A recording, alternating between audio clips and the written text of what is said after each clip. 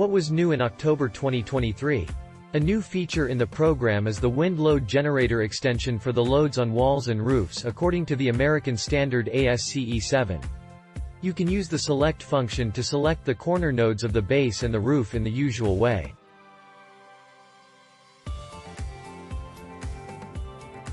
Our interactive load zone maps are anchored in the load wizards. This way, you can easily determine the basic wind velocity by selecting the structure's location. If you have not done so before, you can automatically create all necessary wind load cases at this point.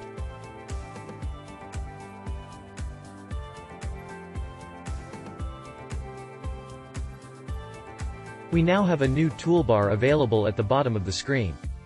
Among other things, the new bar allows you to control coordinate systems and clipping planes, as well as to modify members and lines. The settings of the grid and the object snap, located on the right side by default, are now more visible. From now on, circular hollow sections are also enabled for the connection design. It is possible to connect the hollow sections to planar structural components or to each other. You can use the navigator in the add-on to show or hide all connection elements. Furthermore, the multi-selection of welds has been added. This allows you to combine and edit welds for further processing. The time history analysis add-on was long awaited, and finally released in October.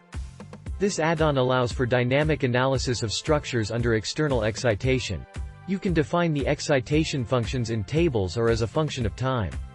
The time history analysis uses the modal analysis or the linear implicit Newmark analysis. There is a new member type, spring, that has been implemented in the program. It allows you to model linear and nonlinear spring properties with linear objects. In the list of member types at the bottom, you can now find the additional member types. The spring stiffness is specified in the properties in the force per displacement unit.